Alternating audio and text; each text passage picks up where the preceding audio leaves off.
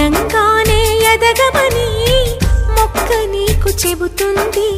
ఎదిగిన కొద్దీ ఒదగమని అర్థమందులో ఉంది.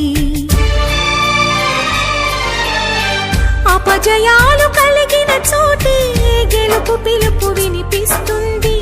ఆకులన్నీ రాలిన చోటే కొత్త చిగురు కనిపిస్తుంది. మౌనంగానే ఎదగమని మొక్క నీకు చెబుతుంది. ఎదిగిన కొద్దీ ఒదగమని అర్థమందులో ఉంది. అపజయాలు కలిగిన చోటే గెలుపు పిలుపు వినిపిస్తుంది.